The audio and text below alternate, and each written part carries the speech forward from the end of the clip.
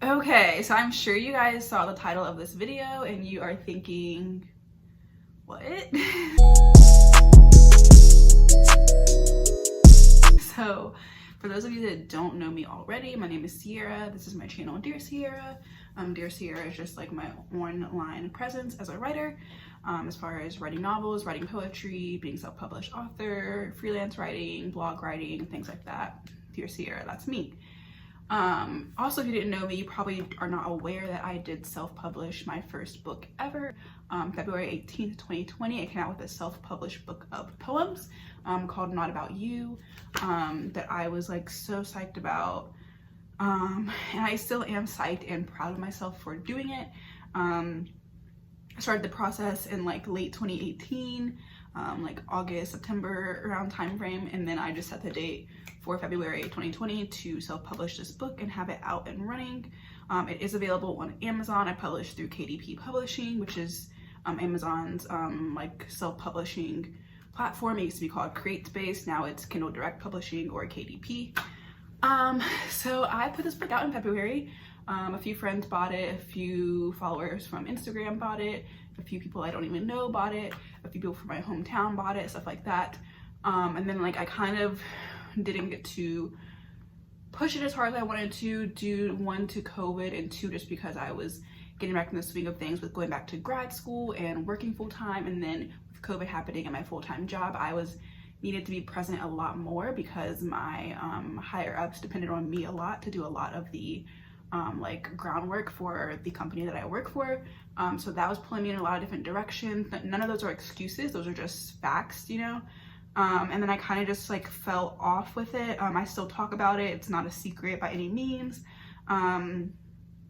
I always wanted to like sit down and like reread my book from like start to finish a little bit later in life, just to kind of see if I was still feeling it, just to kind of like, whenever I like post stuff or write stuff, I like to read it multiple times, or even like a YouTube video, like I like to watch it multiple times because I like to like read it through the eyes of like a certain person I have in mind. So, like I try to like read stuff multiple times through multiple lenses to kind of see like how it would be perceived to someone else.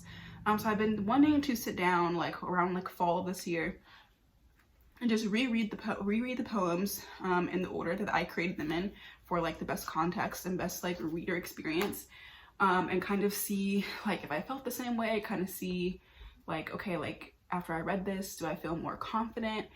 For those of you that don't know, my parents have not read this book. I haven't really told them that I even did this. I mean, if you Google my name, it's the first link on Google search, so it's not a secret by any means. But I didn't like go parading this around only because I knew the things that would come with that, as far as like them telling their friends and their friends reading it and then like my family members reading it. I still have to say, I sat down like 2 days ago and I reread this book. Some of the poems I honestly like just didn't read because I was just like, oh, I don't feel like putting my head in that space right now, or I was kind of like, already know I'm gonna cringe when I read this, so I'm not gonna bother. But I was reading it and I was kind of like disappointed in myself, and I say that in the sense of like, I was reading it and I was like, the title is obviously not about you, but then when you read a lot of poems, more of them than I thought there were are very like romantic and like intimate, not like sexually intimate, but just like intimate. And it's just like, why would someone that's my parent or someone that's my sibling or someone that's known me since I was 5-year-old, why would they want to read me like gushing and galling over like romance? Like it just kind of feels weird. Some of these things I wish I would have kept private, not because like, well, one, it's nobody's business, and two, it just feels like very like expose-y, like, oh, like let me talk about whatever. Like it's a lot more love poem-y, not even like love as in like, oh, I love you, I love you, I love you kind of poem, but it's like a lot of just like infatuation, a lot of like just like, oh, like I can't wait to come home to you, and like a lot of like hopeless romantic. And that's not what I was going for with this book at all. Of course, there's a lot of poems in here as well that are just about me by myself, or about friendships, about family. They have nothing to do with any romantic interest at all. So those are definitely in here as well, sprinkled throughout. But like reading it back, I was really disappointed. Like, wow, a lot of this stuff is about romance, and I did not want to write a romance book or like a book of like love poems per se. So I'm kind of not loving that. I actually, over the last few days after reading this, I was thinking about, should I take it down from Amazon? Because like I want to tell my parents, like I want to be able to tell them like, hey, I'm a self-published author, because they don't even know this. Like they don't even know that I'm self-published. They know that I have like a book on Amazon. So like I would want to like share that accomplishment with them and tell them like, hey, I'm a self-published author. I actually self-published just before my birthday, way before my birthday. So I was actually 24 in this. So I became a self-published author at the age of 24, which is a huge deal to me, a huge deal to anyone, I would think. So like I would want to like share that with them and be like, hey guys, like surprise, I'm self-published. I have a book on Amazon, but it's like, I don't want them to actually read this. So what is your girl to do? I don't know. Like, I don't want them to read any of this stuff. It's like, it's just very intimate and very like, it's very not what I was originally going for. I mean, when I wrote this, part of it was I wrote it and I titled it Not About You, because it's like, I don't want to care about anyone's opinions. I don't want to be like, I can't say this because so-and-so's going to read it, or I can't say that because so-and-so's going to think this. Like I purposely had that in mind. Like don't hold yourself to the constraints of like what someone else is going to think when they read this. Just put in it what you want to put in it. And it is representative of an era in my life. So that is why it is the way it is. So I don't regret that, but also it's like, I'm trying to find a way to celebrate the accomplishment, but then also admit that like, I don't really want to shout from the rooftops and promote this for the rest of my life. I kind of wish I could just like publish my next book ASAP and then just like get this one off of Amazon and just pretend it never happened. I do still want to celebrate the fact that I am self-published. So I'm in a real weird place right now. I thought this was worth documenting because this is a very, very real thing. I know I'm not the only author that has experienced this. I know I'm not the only self-published author specifically that has experienced this. I actually have a friend who also self-published a book of poetry probably like back in like 2016 or something, way before I did. And she ended up, I believe, taking hers down from Amazon and like making a video about it as well, kind of explaining why. And like I just kind of feel like a flop with this because it doesn't really have the oomph that I thought it did. Like I was kind of like on a high at the moment, like, oh yes, I'm doing this big thing that like no one's ever done before. Not no one, but you know what I mean.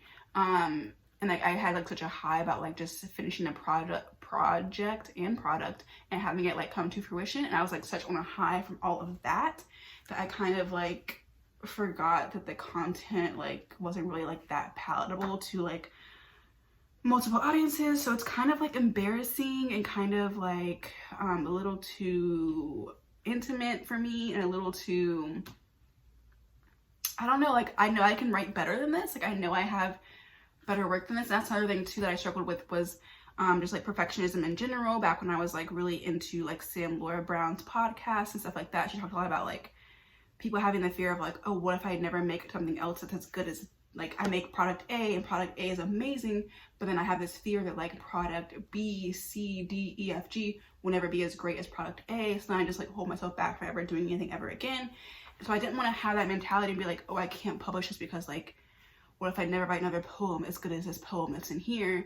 And then I had this fear of like, I can't live up to my own performance. So that was something that kind of encouraged me to publish it. Now like looking at it, this is actually like a draft copy because the like stitching and stuff is like not perfect, and actually notice the formatting in the pages is spaced out. So this is actually like in a defective copy of the book. But I just don't know. Like I said, I want to be able to not like keep it a secret that I self-published this year, and I think my parents should be able to celebrate that and brag about that to their friends or whoever. Just like know that like I did something that like I said I was going to do when I was a little kid, that they probably thought that I forgot about, because like my parents don't really know that I love writing as much as I do. I don't think. They're just like, when are you finishing grad school? When are you finishing grad school?